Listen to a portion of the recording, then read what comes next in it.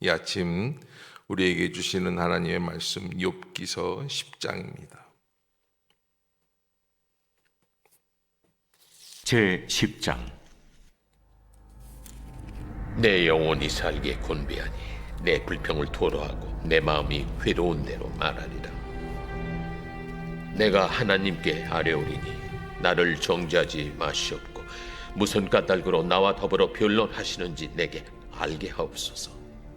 주께서 주의 손으로 지으신 것을 학대하시며 멸시하시고 악인의 꾀에 빛을 비추시기를 선히 여기시나이까. 주께도 육신의 눈이 있나이까. 주께서 사람처럼 보시나이까. 주의 날이 어찌 사람의 날과 같으며 주의 해가 어찌 인생의 해와 같기로. 나의 허물을 찾으시며 나의 죄를 들춰내시나이까. 주께서는 내가 악하지 않은 줄을 아시나이다. 주의 손에서 나를 벗어나게 할 자도 없나이다. 주의 손으로 나를 빚으셨으며 만드셨는데 이제 나를 멸하시나이다. 기억하옵소서. 주께서 내 몸 지으시기를 흙을 뭉치듯 하셨거늘 다시 나를 티끌로 돌려보내려 하시나이까. 주께서 나를 젖과 같이 쏟으셨으며 엉긴 젖처럼 엉기게 하지 아니하셨나이까. 피부와 살을 내게 입히시며 뼈와 심줄로 나를 엮으시고 생명과 은혜를 내게 주시고 나를 보살피심으로 내 영을 지키셨나이다.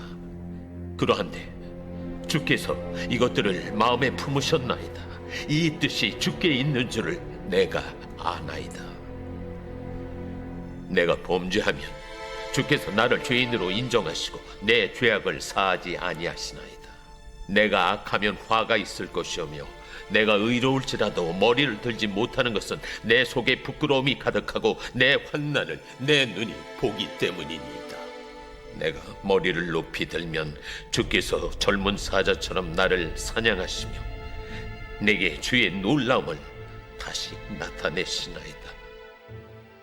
주께서 자주 증거하는 자를 바꾸어 나를 치시며 나를 향하여 진노를 더하시니 군대가 번갈아서 치는 것 같으니이다. 주께서 나를 대서 나오게 하셨으면 어찌함이니까. 그렇지 아니하셨더라면 내가 기운이 끊어져 아무 눈에도 보이지 아니하였을 것이라. 있어도 없던 것 같이 되어서 태에서 바로 무덤으로 옮겨졌으리이다. 내 날은 적지 아니하니까.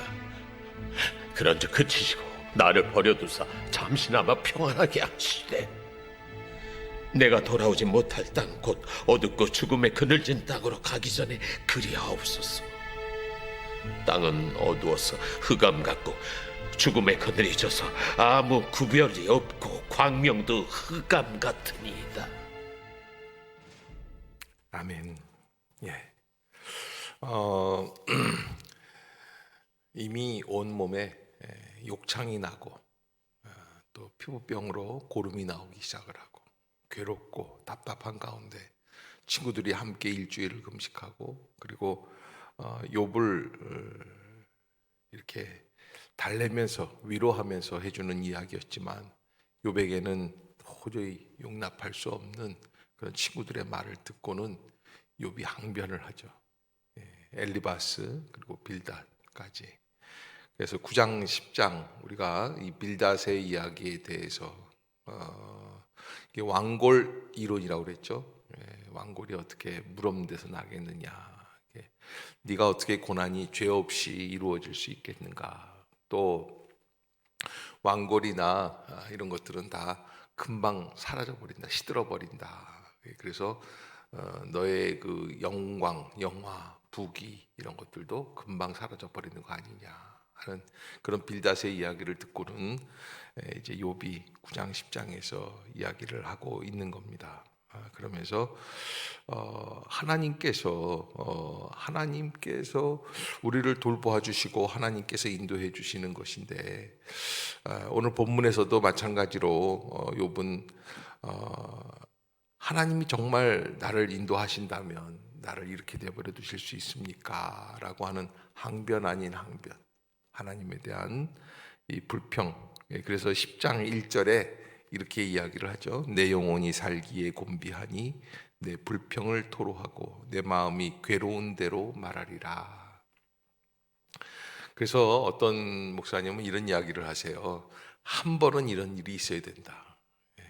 부부간에도 좀 이렇게 자꾸 원망이 쌓이면 한번 이렇게 솔직하게 얘기하는 시간이 필요한 것처럼 이게 여기 욥기에서도 하나님 앞에서 욥이 자꾸 하나님을 이 부인하지 않으려고 하나님 앞에서 원망하지 않으려고 하는데 드디어 터지는 거라는 거예요. 여기서 한번 확 터질 거는 터져야지 된다. 그래서 내 영혼이 살기에 곤비하니 내 불평을 토로하고 내 마음이 괴로운 대로 내가 막 지금 찢겨지는 그런 이야기를 다 하겠다. 그러면서 2절에 내가 하나님께 아뢰오리니 나를 정죄하지 마시옵고 무슨 까닭으로 나와 더불어 변론하시는지 내게 알게 하여 주옵소서. 그러니까 이 모든 고난, 이 모든 정죄가 누구로부터 시작이 됐다는 거예요. 욥은 분명히 하나님이 하신다. 그러기에 나를 정죄하지 마시고 무슨 까닭으로 나와 더불어 변론하시는지 내게 알게 하옵소서. 여러분 인생에 있어서 인생이라는 게 얼마나 우리 안에서 인간이 연약한지 하나님하고 변론하기만 해도 우리는 감당할 수가 없어요. 그래서 제일 어리석은 사람 중에 한 사람이 어떤 사람이냐? 하나님과 대항하려고 하는 사람.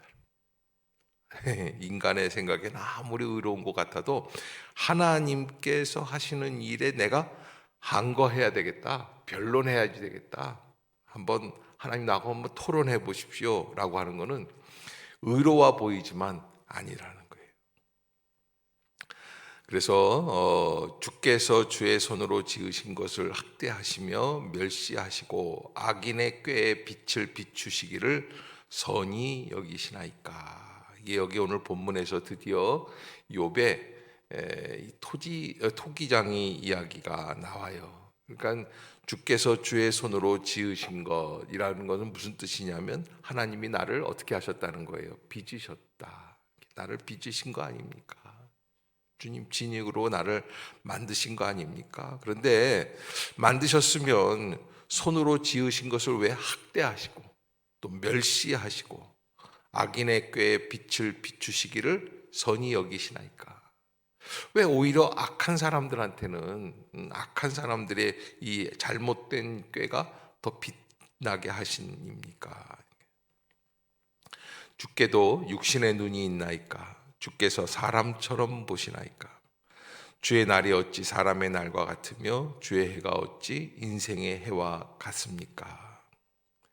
그러면서 하나님께서 나의 허물을 찾으시고 나의 죄를 들춰내시는 거, 이거는 합당한 일이 아닙니다. 나를 괴롭게 하지 마시옵소서 하고 간구하는 것이죠. 그 기도, 이 탄식과 같은 기도인데 7절에 보면은 주께서는 내가 악하지 않은 줄을 아시나이다. 주의 손에서 나를 벗어나게 할 자도 없나이다. 뭐 이렇게 욥이 자기의 신세 한탄과 같은 그런 기도를 주님 앞에 드리고 있습니다. 먼저 이런 이야기가 있어요. 병상에는 신학이 없다. 아픈 사람의 그 침대에서는 신학이라는 것, 뭐 생각하고 따지고 이게 무슨 삼위일체론이냐, 구원론이냐 이런 거 다 필요 없다는 거예요. 오로지 뭐만 있는 거예요? 인간의 연약함과 하나님의 은혜만이 있어야 된다는 거예요. 하나님께 간구하는 거예요. 고통 중에 신음하는 자에게는 논리 정연한 수학 공식 같은 신학 사상이 큰 위로가 되지 않는다. 당장에 그는 살고 싶은 것이고 고침받고 싶은 것이 인지상정이다. 너무나 고통 중에서 내뱉는 말 액면 그대로 다 받아들일 수가 없다. 이것이 연약한 사람의 성품인 것이다. 예수님도 십자가에서 뭐라고 그러셨어요? 엘리 엘리 라마 사박다니. 뭐예요? 아버지여 어찌하여 나를 버리시나이까? 하나님이 버리셨다라는 것만큼 고통스러운 것이 없는데 그만큼 우리를 대신하여 죄악의 고통이 극심한 것을 예수님의 절규에서 찾아볼 수 있죠. 그래서 아마 욥기에서도 욥이 절규하는 모습이 9장 또 10장에 이어서 계속해서 표현하고 있는 것이 아닌가. 그래서 욥이 지금 말할 수 없는 고통 가운데 지금 얘기하고 있구나 하는 것, 이 우리가 그렇게 이해를 하고 9장 10장을 이렇게 쭉 보면은 아마 이해가 될 것이 아닌가 싶습니다. 자, 오늘 본문에서 이 욥이 지금 하나님 앞에서 그러니까 뭐랄까 푸념 섞인 그런 기도. 그래서 여기 오늘 10장 9절에 보면 이런 단어가 하나 나옵니다. 기억하옵소서. 기억하옵소서. 내 몸, 주께서 내 몸 지으시기를 흙을 뭉치듯 하셨거늘 다시 나를 티끌로 돌려보내려 하시나이까. 뭘 기억해 달라는 거예요? 하나님이 나를 지으신 것을 잊지 말아 달라는 거예요. 무슨 이야기냐면 하나님이 나를 창조하시고 지으신 것이 전제가 된다면 그러면 하나님이 책임지시는 인생이다. 그러니까 결코 멸망에 이르지 않게 해달라라고 하는. 그래서 사실은 욥이 자기의 의, 내가 이렇게 살지 않았습니까? 히스기야 왕처럼 내가 이렇게 하나님 앞에서 믿음을 지키지 않았습니까? 이런 얘기가 아니라 주께서 나를 지으신 것만을 기억해 달라는 거예요.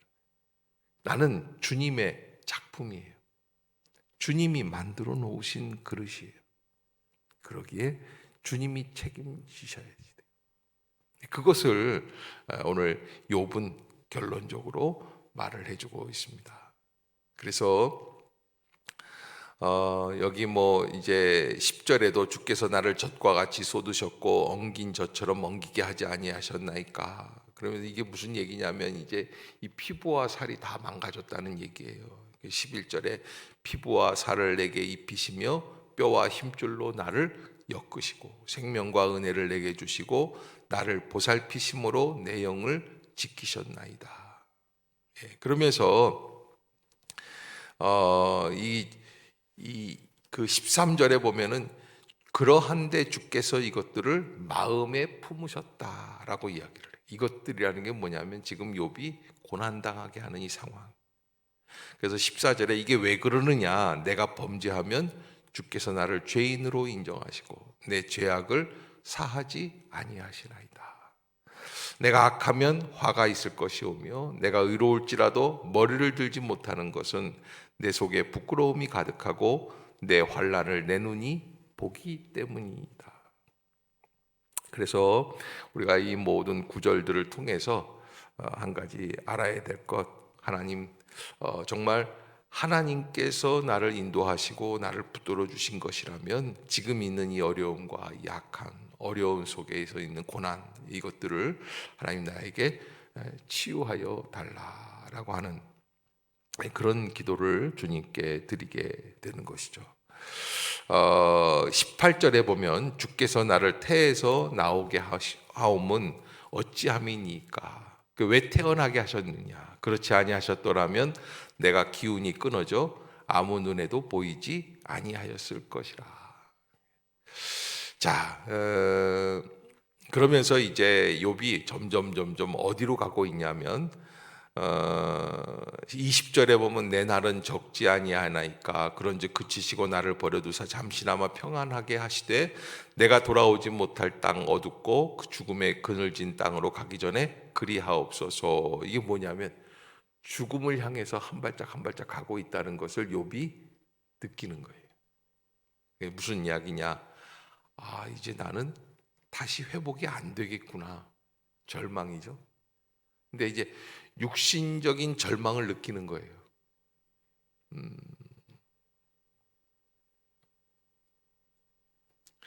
저희 어머니 83세에 돌아가셨는데 죄송한 얘기지만 어머님이 돌아가시기 2주 전에 병원에 입원하시게 돼요. 너무 이제 다 모든 게 다 떨어지니까. 그래서 의사가 신기할 정도로 이게 뭐 콩팥 기능도 다 떨어지고 다 떨어졌는데 버티시는 게 대단하다 그러는데 우리 어머니 뭐라 그러시냐면 저한테 아직은 내가 가야 할 때가 아닌 것 같아. 그런 말씀을 하시더라고요. 그러니까 어머님에게는 그 순간도 절망이 아니신 거예요. 마지막이 아니신 거예요. 괜찮다고 느끼는 거예요, 육체적으로. 그러니까 인간의 감각이 그래요. 그러니까 최악의 순간인데도 불구하고 아직 괜찮다고 느끼시는 거예요.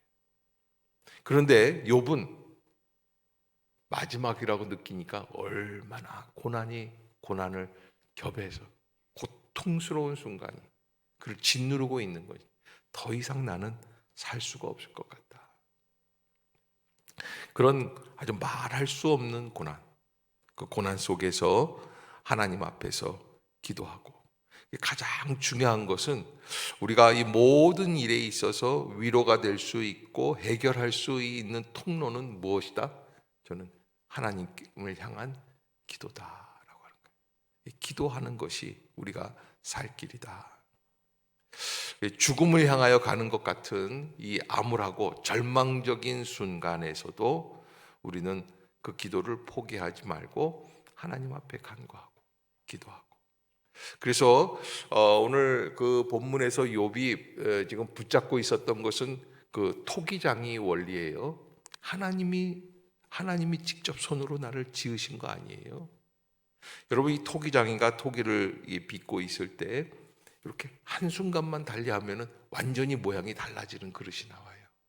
그렇기 때문에 예레미야 선지자 같은 경우는 토기장이의 이야기를 하면서 뭐라고 이야기를 하냐면 하나님께서는 토기장이처럼 우리를 다 망가뜨리시고도 다시 또 빚으실 수 있다는 거예요. 이 토기를 굽는 사람들이 하는 모습들이 그런 게 있지 않습니까? 마음에 안 들면 어떻게 돼요? 다시 다 뭉개요. 그리고 다 해요. 반죽을 다시 해서 어떻게 해요? 다시 새로운 그릇을 만들어요. 이스라엘이 바벨론에게 완전히 멸망하잖아요. 그래도 완전히 멸망해도 하나님은 어떻게 하신다는 거예요? 다시 지으실 수 있다는 거예요.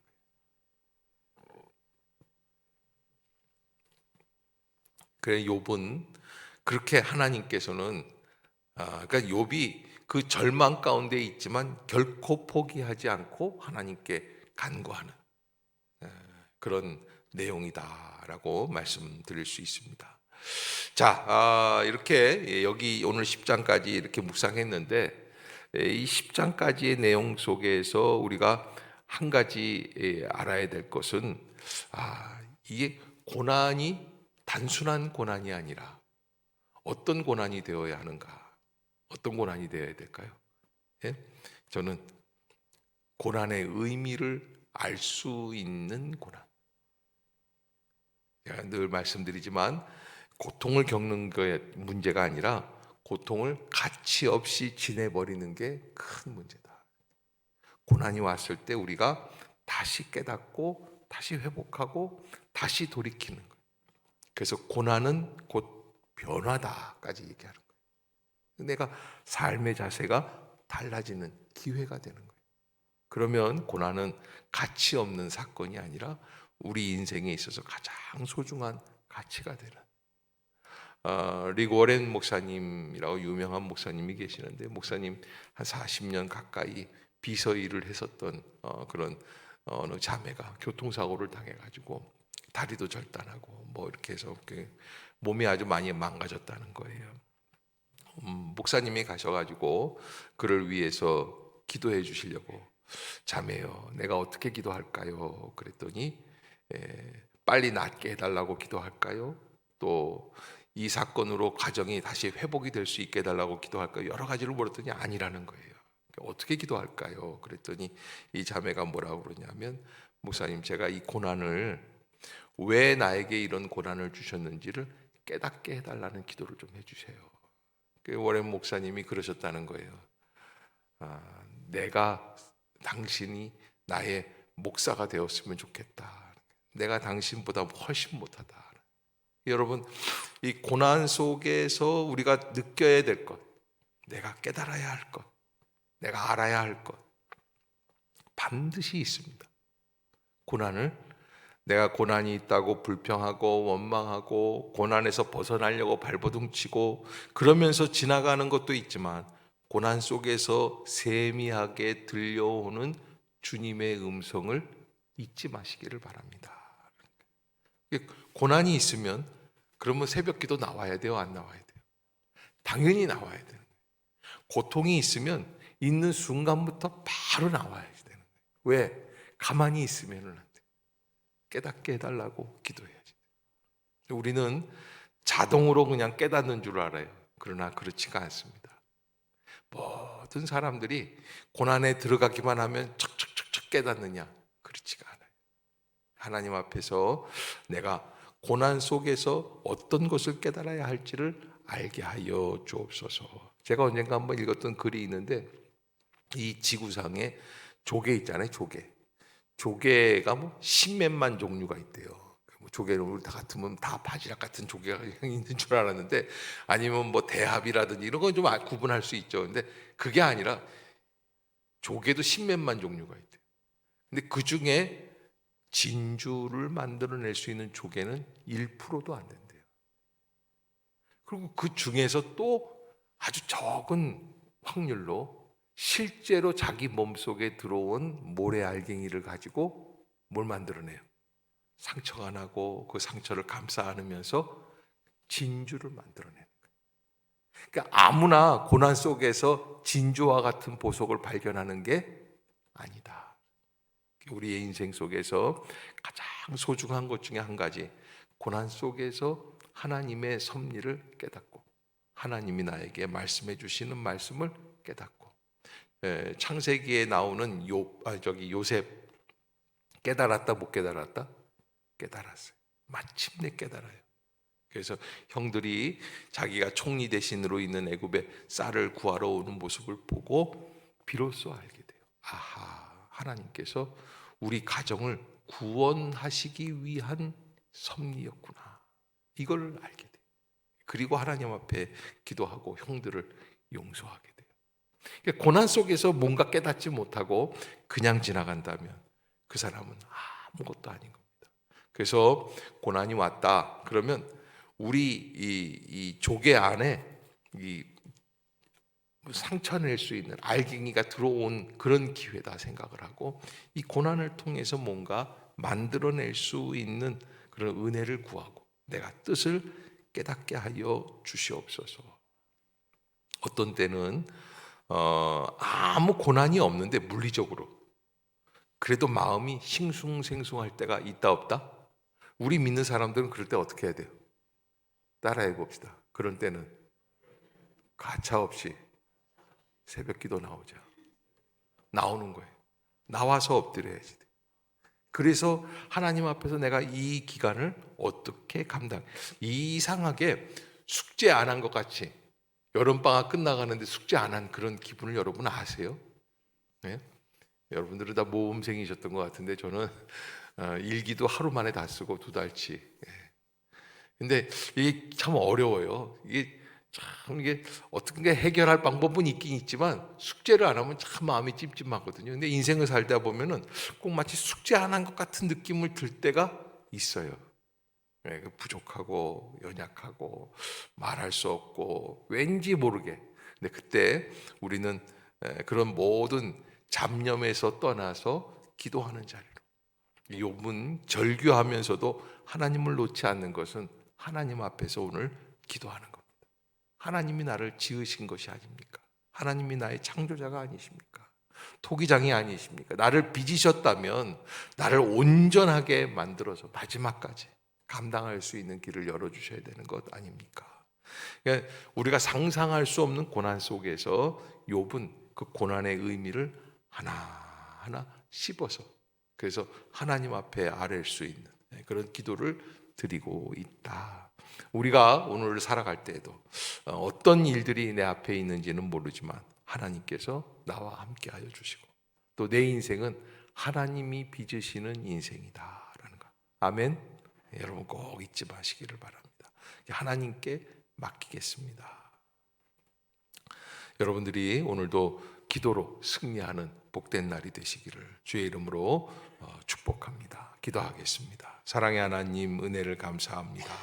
이 아침도 저희를 깨워주시고 주의 전으로 인도해 주시며 주의 말씀으로 온전케 하여 주시는 줄로 믿습니다.